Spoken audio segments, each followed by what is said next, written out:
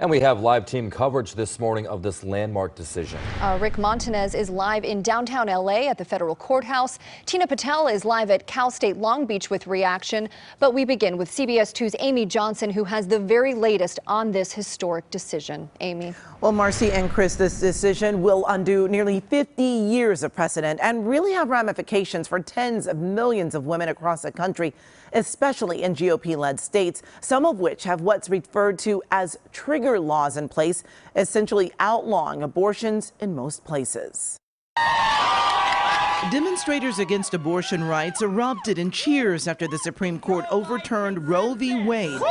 The mood outside the court highly charged with the release of the much-anticipated ruling. We don't want to hear cheers about women being slammed back to the dark ages and all of society slammed backwards. The conservative majority court sided with the state of Mississippi and its supporters in Dobbs v. Jackson Women's Health Organization. With their case, Mississippi officials asked the high court to eliminate the constitutional right to abortion first established in 1973. This decision is a victory for the pro-life movement and for the generations of Americans who never gave up hope. President Biden spoke out following the decision. Now, with Roe gone, let's be very clear.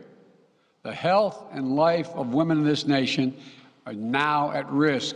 According to the Guttmacher Institute, which supports abortion rights, an estimated 26 states were either certain or likely to ban abortion if the high court overturned or dismantled Roe v. Wade. The decision today is the outcome of decades of lobbying by groups against abortion rights, the appointment of 3 conservative justices during the Trump administration, which made it a sudden reality. We've been knowing this was going to go down since Kavanaugh. The watershed ruling follows an unprecedented leak of a draft majority opinion that sparked protests, including some outside justices' homes. That leak has impacted the high court from the inside out. Chief Justice John Roberts has ordered a full investigation. Today, Roberts did not join the 5 conservative justices or 3 liberals. He said, in his own opinion, he would have stopped short of ending the right to abortion. Now, according to CBS News polling just released last month, 2/3 of Americans say they were actually for Roe v. Wade staying in place.